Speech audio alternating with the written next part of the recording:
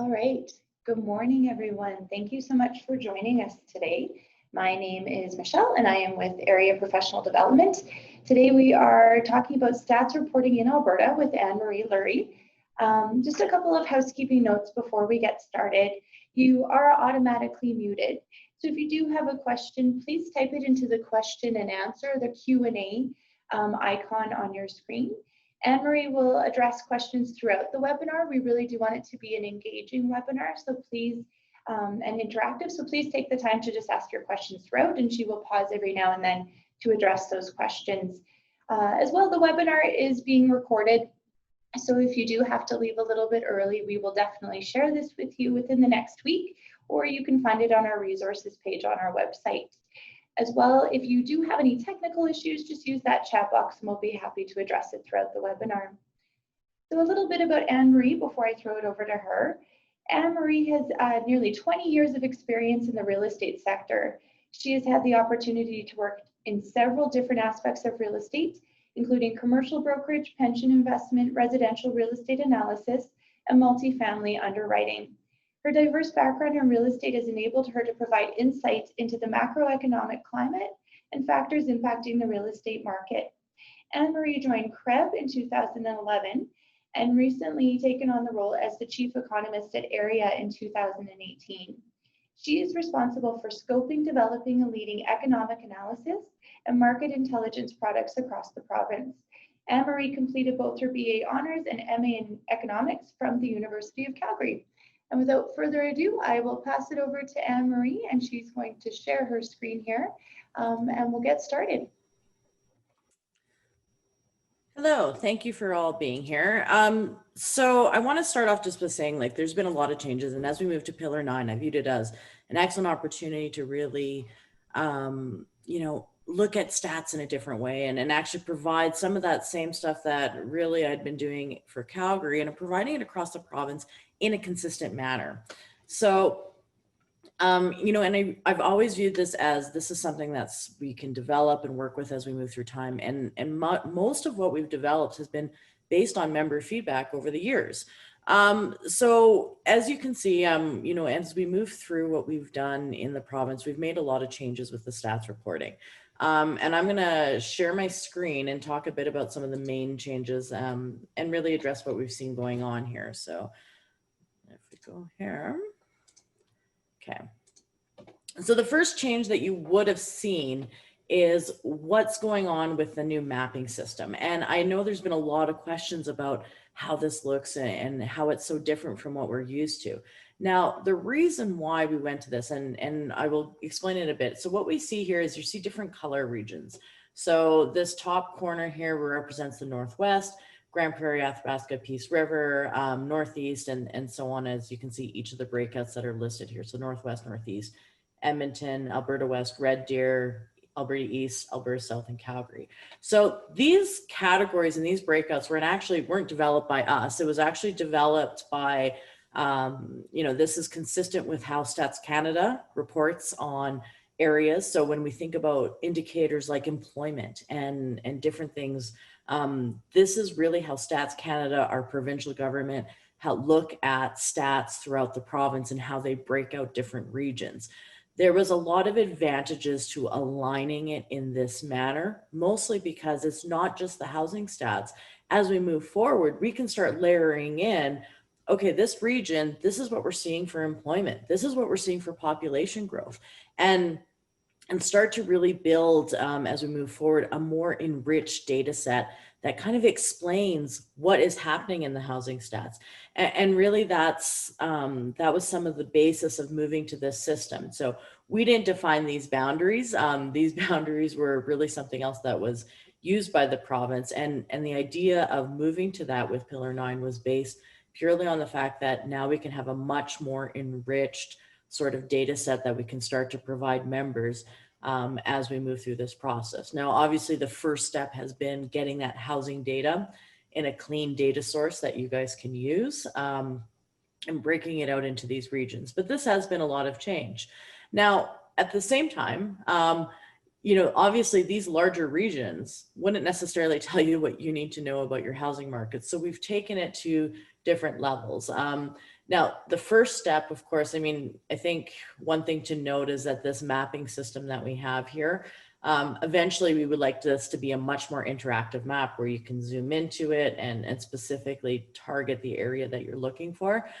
We're just not there yet. So this is almost as and I often say this, it's our phase one, and then we'll see how we move forward. I would like to see much more tools built, but this is really a beginning, and it's an excellent opportunity for any of you.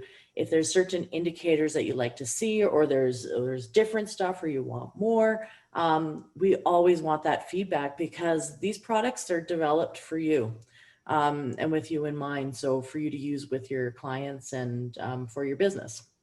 Now, if we look at some of the regions, what we also did is we went to and said, okay, well, not everyone's going to care about these larger census divisions. So if we think just about in the Northwest area, you got 17, 19, 18, like, what does that mean? Well, it doesn't really mean a lot to most people.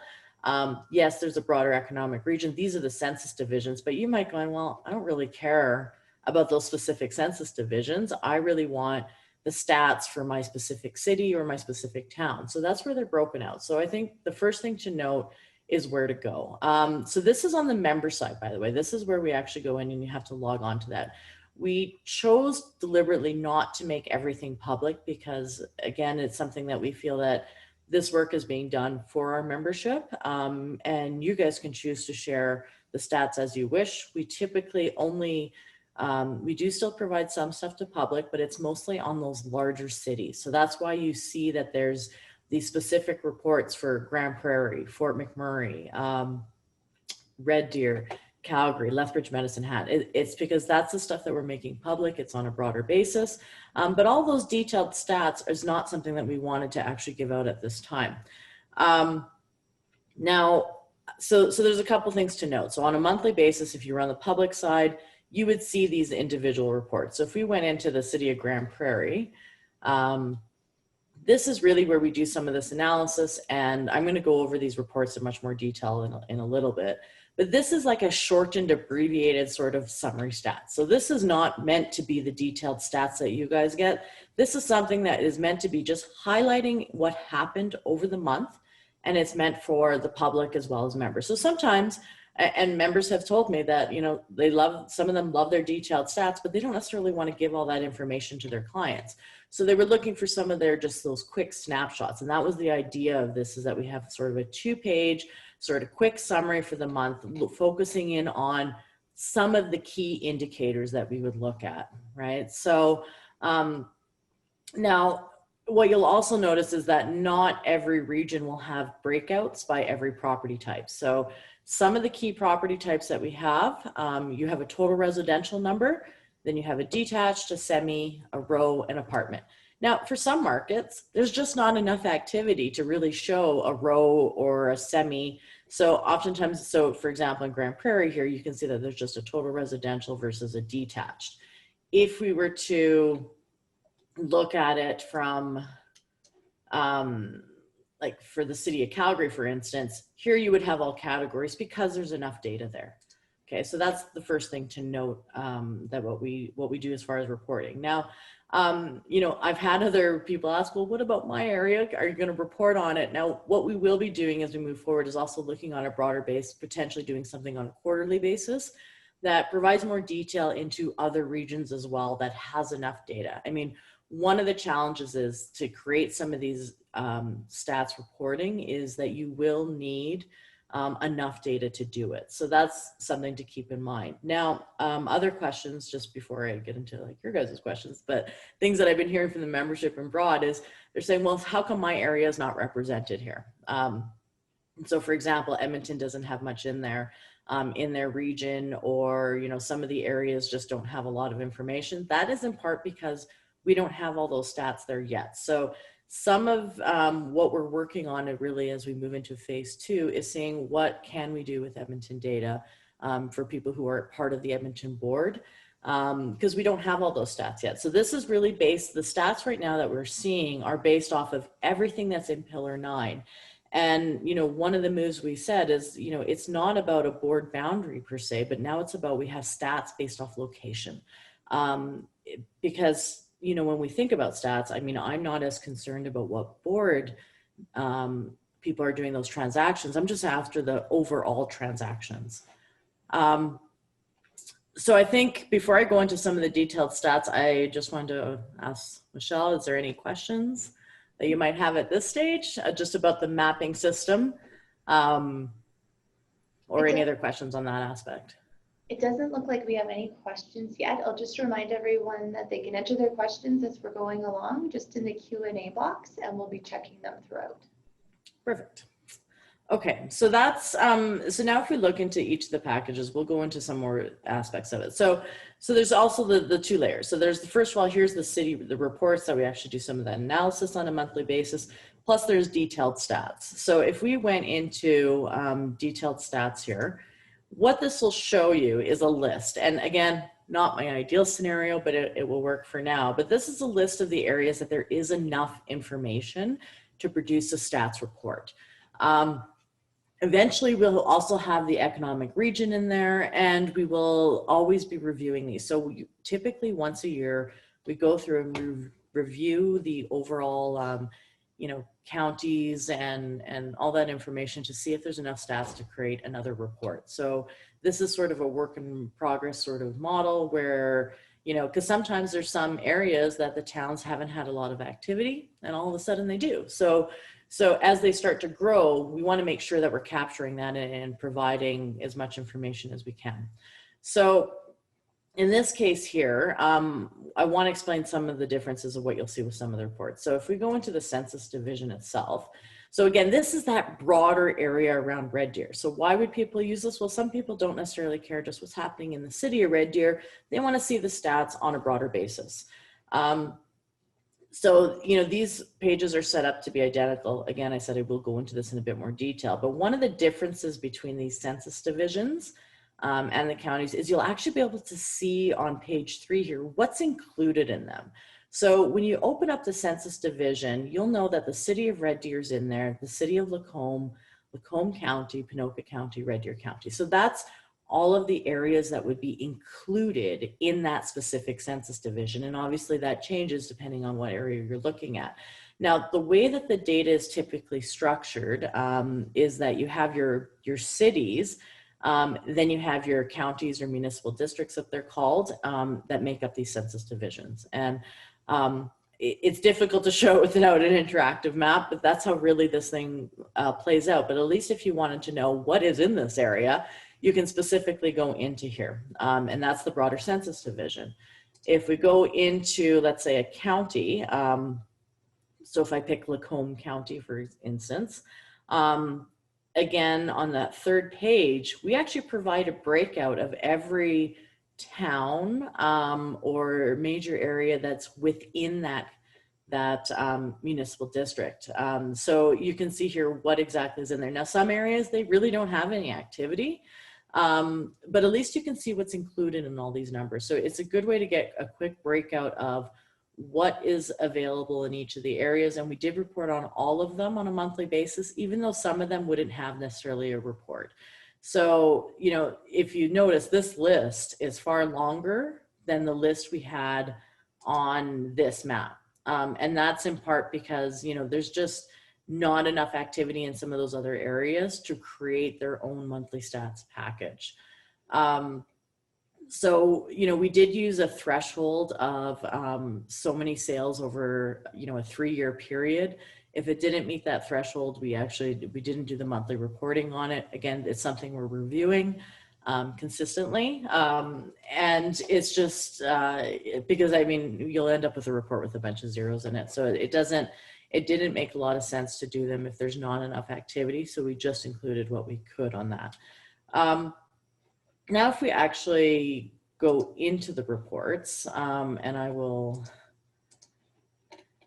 if we look at, let's say, Red Deer, okay, and I'm just looking at broad base. So some of the stats that we chose to use here. So the first graph here just shows you a snapshot of really what sales activity were in that specific month. Now, the reason why we chose that specific month is just to look at how does it compare. So why do I do it over a 10-year period? I just like to compare and see, what are sales like today and what do they look like over historical periods? And here you're seeing a longer term trend. So when we talk about those long-term trends, often it's a 10-year average, sometimes it's a 5-year average, depending on the community. That will vary. But what we're looking at here is, it's a quick snapshot on the month to see, yes, because the challenge sometimes can be is sales have increased or decreased, but how does that look relative to history? So that's a quick snapshot of that. On the right, we also said, well, here's the actual amount of sales, here's a year-over-year change, and I've also included the change on a year-to-date basis. With a lot of centers, the monthly data is not necessarily a lot of activity. So I do like to look at that year-to-date number. But again, those are some of the other information that's in there. New listings is another indicator that we think is one of the more important indicators to consider, as well as inventory months of supply. So these are really the top indicators. If I had to pick any indicators to look at, this would be them. So what you see with new listings here, again, same sort of idea. Here's the year-over-year change, and that's the year-to-date percentage change. So, for instance, in July, we've seen that, yes, both sales and new listings have improved, but given the current market conditions, that year-to-date, it's still not enough to offset the losses that we've had over the previous months because of what happened with COVID. Now, inventory. So inventory is that measure, just really it's what the active listings are on the market. Now with the move to Pillar 9, we have been very aware of, there's been some challenges, obviously, with the data, and we do restate our data as much as we can. So we're always reviewing the data and looking at it, but to be consistent with what is done across the country, our inventory numbers would include any form it has to be so if there's a pending, for instance, it would be included in that inventory number until it goes into a final state. Okay, so that's just, some of the basis of how inventory works. Now what you see here also is this thing called monthly trend, because with inventory numbers, it's a little different. Now, it's a kind of a standing measure of your inventory this month. And yes, it's important to see how it is year over year, but it's also good to see how the inventory is shifting over time.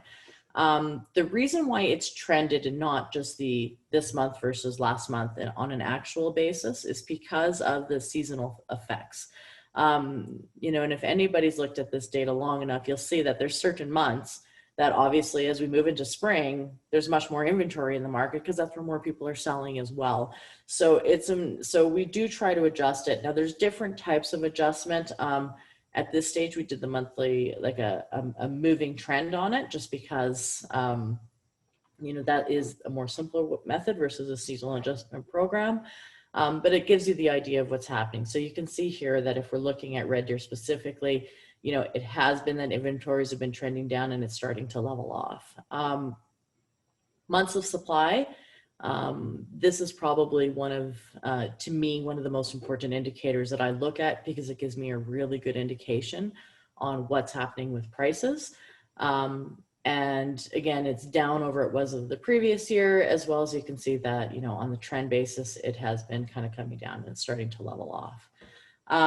The next key points that we see here are the prices. And again, this is really meant to be a monthly snapshot, current price, year-over-year change, and then how it's been trending. So we could see that, really when COVID hit, we saw prices start to come down. They're starting to come back a bit. So that's what we're seeing on the residential basis. But as we know, residential prices can be, not, you might want to look at detached. I mean, there can be a real difference between what's on a detached price versus the residential, especially if you have a lot of rows, apartments, and semis, which are far lower price, as you can see from what we have on the detached package. So this is kind of that first page snapshot that you can look at. We've also just provided, again, in this next page here, a quick snapshot of really what the sales were for that current month, the listings, what those year-over-year changes are, and as well on the average prices. Now, another thing that we always like to look at is looking at activity by price ranges because, for a lot of regions outside of Calgary, Calgary, we do have a benchmark price, and that's that HBI indicator, which I'm sure we can have a whole other session on talking about that as we get there. But for now, we're still using average price. We also have median price, but the reason why it's important to look at the activity by price range is because then you can tell, see if there's any distribution changes that might be influencing your pricing. So often when we talk about average price, we got to be a bit careful, because as you all know, that if you have a sale that's occurring in a higher price range or in a really, lower price range, that can influence your average price. So it's one of those things that we continue to look at, especially as we use an average price. As we move into the next section, this is really where those detailed stats go. So this is where you can get much more history. And, we have provided a 10-year history here. And what you can see here is that we have everything on a monthly basis. Here's the annual numbers. And this is where we provide, the sales, the new listings, sales to new listings ratio, inventory numbers, months of supply, days on market, sales price to list price ratio, median price and average price. So this gives you much more of a broader base of stats that you can use and look at history. Because, while it might be nice to look at that year over year change for just this year, you might be more concerned about, well, how are prices relative to what they were 4 years ago or 3 years ago? Because not all of your clients basically purchased a house last year and are selling it this year. So I think that often this is here intended to give you some of that flexibility in looking at the historical. Now, keep in mind, given that we've moved to a new system and now our data includes activity that's happened regardless of what board you're with, it's a much fuller data set than it used to be. It would have changed. So if anybody was historically tracking their own stats, I would say you would probably have to restate your historical stats, because there has been some changes to that. This next section we move into, actually, before I go into the next section, maybe I'll stop again and see if there's any questions. Sorry, Emery. Yep, we do have one question. Yep. What is the length of time used for the trend line on inventory? The length of time, so we do it on a 12-month moving average. That's what we use on the trend line for inventory, mostly because real estate is slower moving. And I find that's where we get the most stability and the better look at the trend. But what is displayed here is actually only the most recent 6 months. And it was a bit of a struggle trying to find a way to get it all in here. And not to get something useful of it. So this shows you the last 6 months, but the trend is based off a 12-month moving average. Perfect. And that's all we have for questions right now. So I'll just remind everyone to just enter your questions into the Q&A box. Okay. So this next section really goes into some of the graphs that we've done. Now, again, there's a lot of information in here. The first one, and I'll go over each of these and why some of them are chosen. So this is the months of supply graph. So you can see here's the actual months of supply trend. And then as well, we've graphed it with a median price just because, in absence of having a benchmark price, my next best choice would be a median versus an average, because it does tend to be a bit more stable than an average price. That being said, it still is somewhat impacted by distribution changes. So I do watch those things, but the reason why we've graphed these two together is because typically what we see is when our months of supply rises. So what does that mean? That means you have much more supply than demand in the market. You start to see the impact on pricing, right? So then, you tend to see that prices start to trend down. So this is one that we tend to look at together. The next one that I have in here is just a snapshot over the past several months, and each month as you go through of here's the inventory, here's the sales, as well as an average price. Again, we try and use different measures to accommodate members. As we move forward, we'll see how ideally we would be using an index price, but for now, we are using just a mix-up of different types of pricing, depending on what you like. And again, I always appreciate that member feedback to say, hey, can we see this in a different form? We'll, of course, take any of that into consideration. Okay, the next one's here. So there's two aspects of it. There's the inventory that is, really a trend of inventory. So this looks at the monthly. And so when I talked a bit about the cycles of it. You can really see it in this graph. So this is just a look at every single month, and you can see how inventories tend to be really low in the beginning of the year. They pick up mid-year with a busier time frame, and then they come back down. So that's why you have this trend line. Because, you know, if you're doing a month over month comparison, I mean, you know that as you move into the busier active months, that your inventory numbers are going to rise. So that month over month change doesn't necessarily make a lot of sense. But by using that trend line, you can kind of get a sense of, well, our inventories generally higher or lower than they were in the previous time frames, right? But at the same time, we also like to compare. So this one here shows you that monthly trend of inventories.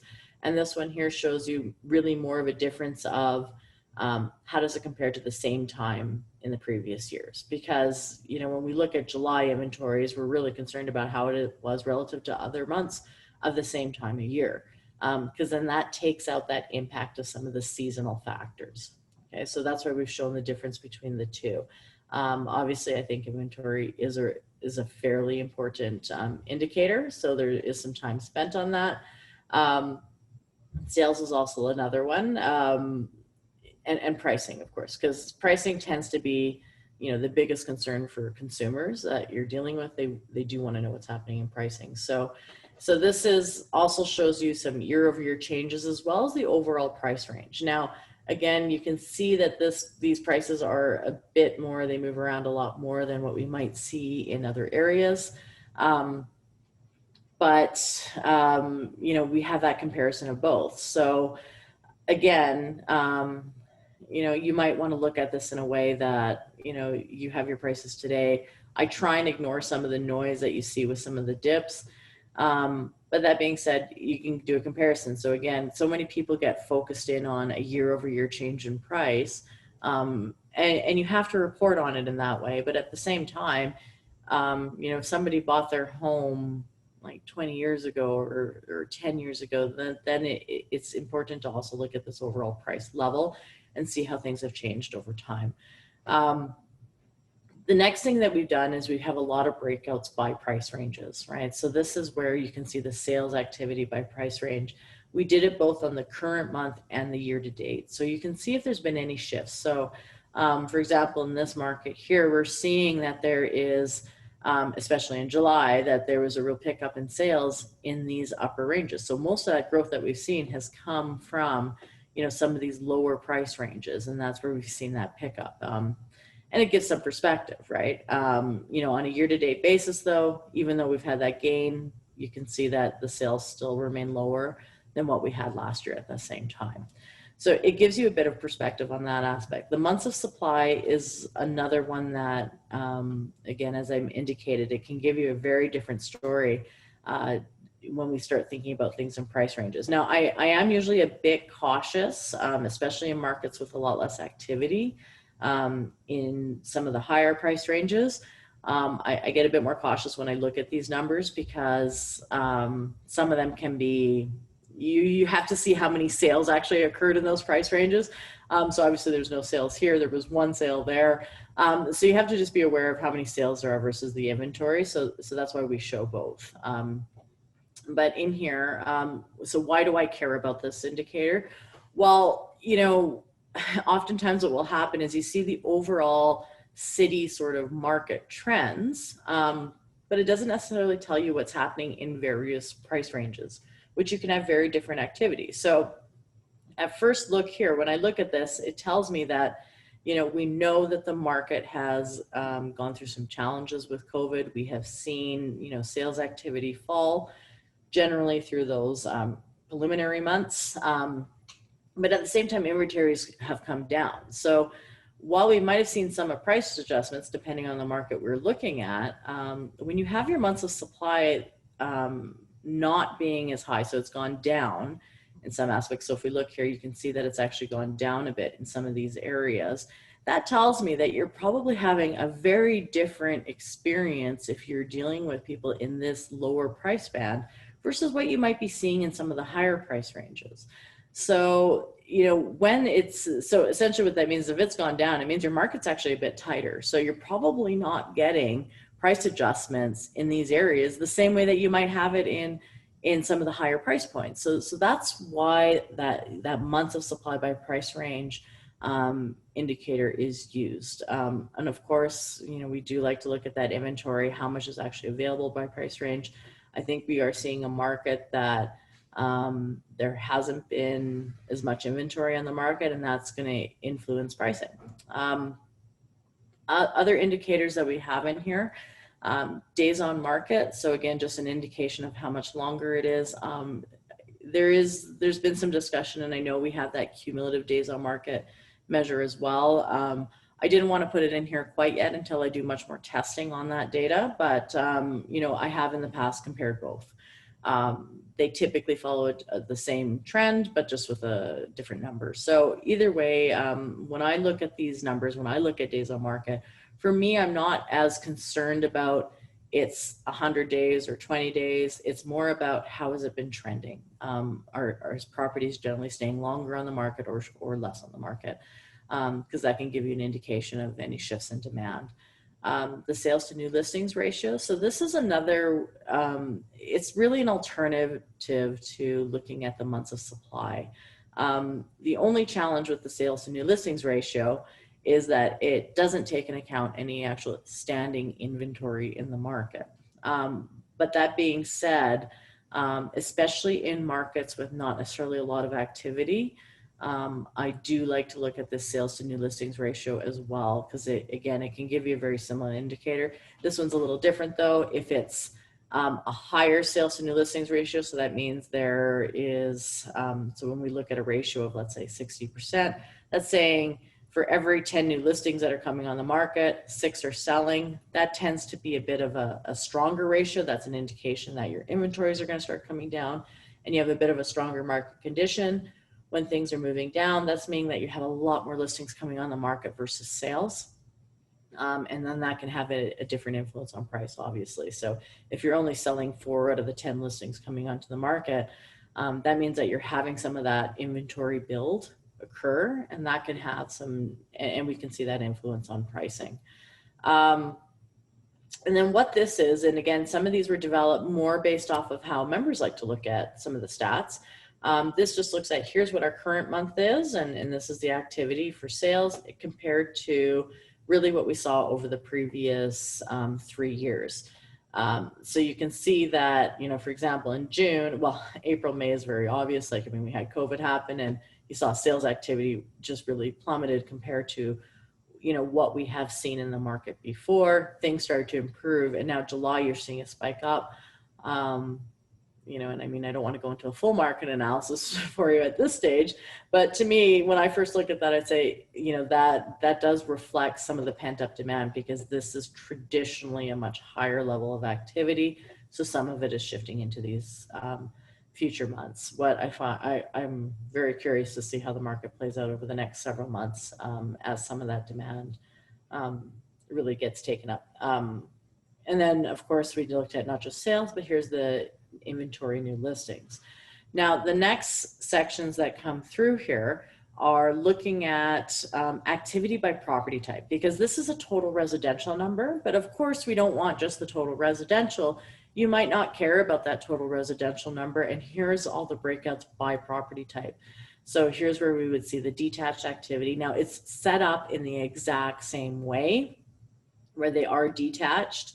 The exact same information, is provided, and it's done for each property type. So we go into the detached market, semis, and then rows, of course, and I'm sorry, I'm scrolling fast, but I'm just trying to give you a sense of what's in here, and apartment. Okay, so because again, like you can start to see already in the apartment stats, there's just not as much activity.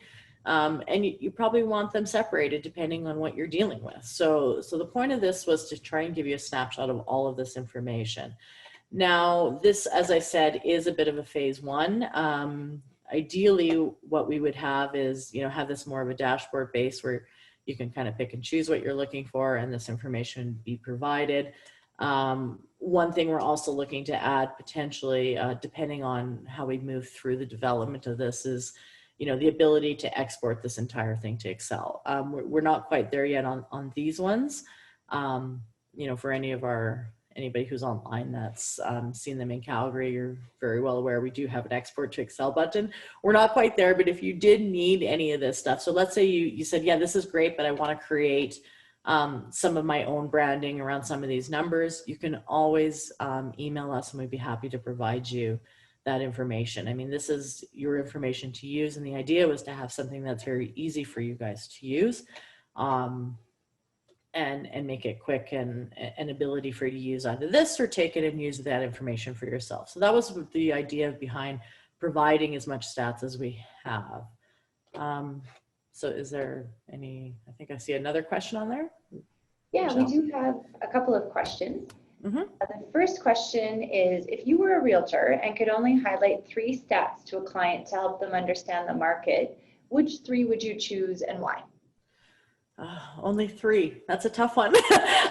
First, I think the very first one I would highlight is sales, because sales is really that reflection of demand in the market. So even if we think about this very first graph, I always find this interesting because it gives me a sense of just how is demand moving. I mean, are people out there buying? So that would be the number one sort of indicator that I would look at. If I had to choose a second one, just 3. I mean, I think you obviously have to look at price. I mean, that is, you know, important in terms of how prices are moving.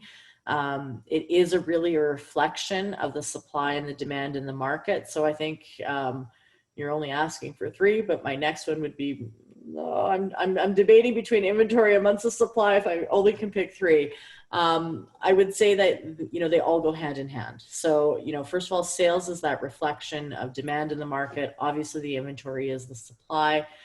But it's really, I think, this months of supply number that's also important because it is really reflecting that balance in the market. It's reflecting that relationship between supply and demand. And the reason why that is so important is because if you see your months of supply move up quite high and stay there, and high relative to how your market typically performs, like, then that influences prices. So one of the things, and you know, often we talk about seller's market conditions or balanced market conditions or buyer's market conditions. Well, the months of supply is what determines really what is a buyer's market versus a seller's market and what's balanced. Okay, so that's why I really do like that indicator, because it tells me a bit of, it's almost like it's that predictor of what could happen in pricing as we move forward. So this is one of my, I'd say if I had to pick, it would be sales, months of supply, and price.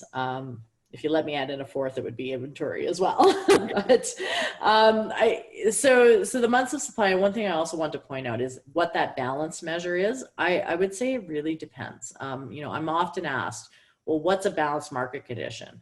I hear that in Toronto it's 6 months, but yet we're saying that 6 months in, let's say, Calgary might be a, you know, a scenario where that's oversupplied and we're actually in a buyer's market conditions.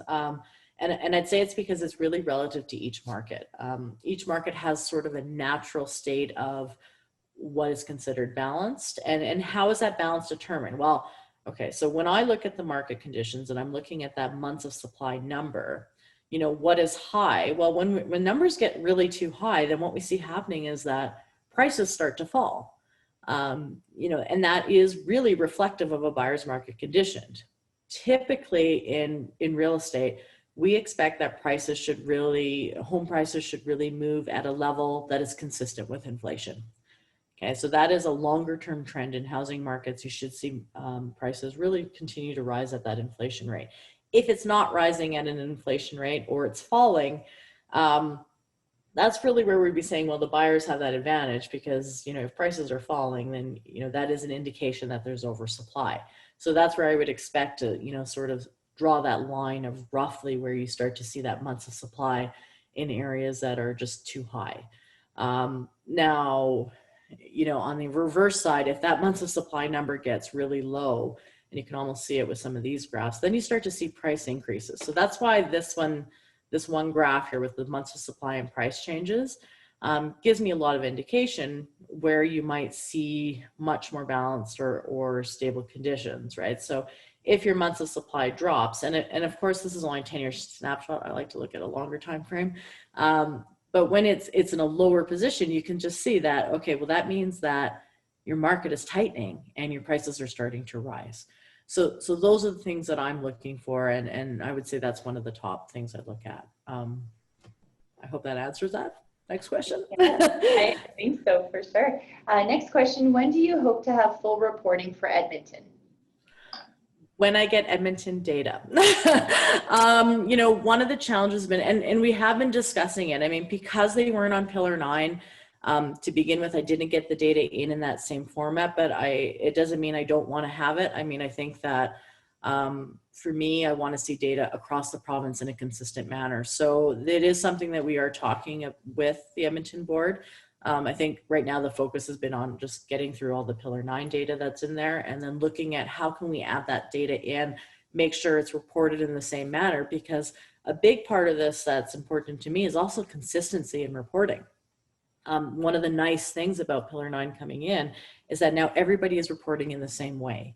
And because of that, now when I'm comparing a detached home in, you know, Calgary versus Red Deer versus Edmonton, it's the same type of detached home. So that's the idea. And I am hoping that we'll get that Edmonton data in soon. And once as we do, then we'll have that full Alberta picture again, which, you know, again, completes some of that mapping, and we can get some of those other areas filled in on this map, and then start developing products that are really the next stage of this. I mean, like I've always said, my ideal is more of a dashboard base where you can just say, hey, this is nice that this is Red Deer, but now I want to just filter it for another community. That data pops up for you. So I am hoping to get Edmonton in soon. I'm sure that as soon as things sort of settle down on this, on Pillar 9 and with all that data, and as we kind of filter through this and it becomes much more scheduled and routine, then we'll start looking at that next layer and adding back in, or seeing how we can add back in Edmonton. All right. Will we have benchmark pricing going forward? I would really like that. So that's another thing on my list of things to do, is bringing in benchmark pricing. So the reason why I like benchmark pricing is because it's far more stable than the average of the median price. So I am hoping to roll it out for, you know, the entire province. Right now it's just available for Calgary and Edmonton. You know, but there's costs associated with it. It doesn't come for free. You know, and I've been trying to work with CREA on, you know, getting a reasonable cost for that, and seeing what we can do. So it is on my list. I do prefer to see a benchmark price across the province. But of course, for some areas, you might not be used to it. So there's also a lot of training that goes with it and other material, but I do prefer it because it's that same type of home year over year. So you're doing that apples to apples comparison. And, you know, and I've always said, like, if you compare them, when you graph all three of the average, the median, and the benchmark, you really start to see a difference. But, you know, we're not quite there yet. You know, part of the issue is a bit of the cost, and that needs to be a broader discussion. So I'm looking at it, and it is on my list of things to see if I can roll it out at a reasonable cost. Great. And that's it for questions at this time. Okay. I don't know how much more I have. I mean, I've always said this is kind of our first sort of starting ground on what we're doing with stats. You know, like I said, I'd like to see this much more interactive. And of course, as we move forward, I want to start layering in a lot more of that other information. So not just necessarily resale stats, but how do we look at the new home activity that's going in these areas? Layering in some of those other economic indicators that, you know, often drive housing demand. So things like population and changes in employment and things like that. So this is really a stage one of these stats. Now that we have it, of course, I still need to get the rest of the province in place, but you know, that's to come. So I think if no one else has really questions, that was really what I intended to cover, is just what was available and what's in those packages at this stage. That's great. Why don't we give folks just a minute or two here? We'll see if anybody has any questions to add. Anne-Marie, did you want to share how people can connect with you if they do have further questions? Of course. You can always give me a call or send me an email. find I'm a little bit better with email because, you know, but yeah, you can contact me anyway. Usually I think if you click on it, does that send it to me? I'm not even sure if it does, but, you know, you can, I think even sending anything in through the general helpline, I usually have I don't know if my number's posted here, but maybe not, but yes, always like feel free to give me a call, send me an email if you have any questions. If you see anything that's a bit weird in the stats or you have any questions about that, please reach out to me. I mean, I am here to help you by all means. So whatever you need to do to contact me, I am here. So. And if there are further questions for the webinar as well, people can send their questions to pd@albertarealtor.ca, and I'll include that in the chat box as well. We do, it looks like, have a couple questions. For a new mortgage broker, how can I use this data effectively without overwhelming clients?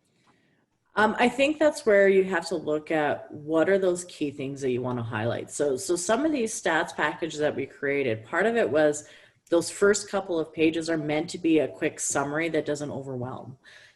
So that's why they highlight some of those key stats that we like to look at, like the sales, the listings inventory, and it gives you a snapshot without giving that overwhelming amount of information. And I struggle with that because I prefer more information than what's on there, but that's me, right? So I think if you're looking at starting, I would kind of give that snapshot, really refer to a lot of the analysis that we do by the market sections, because we do talk about some of the key changes and anything that I'm seeing that's different in the trends.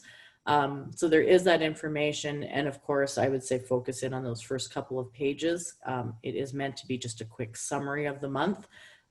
We will be looking at developing quarterly reports as well. That gives you a bit more analysis. Now, you know, because I've only been doing this for Area for a few years, we don't have that same richness and sort of that those product offerings at the moment, but we will get there. So the idea is, and again, I'm not sure what region you're in, but in Calgary, we do have those quarterly analysis reports. We do have a lot more of that information that can be provided to your clients. And eventually that will be the same case for Area as well. Matthew says, thanks for the presentation, Anne-Marie. Great presentation. I arrived a bit late, so not sure if this has already been asked. What happened to the interactive dashboards?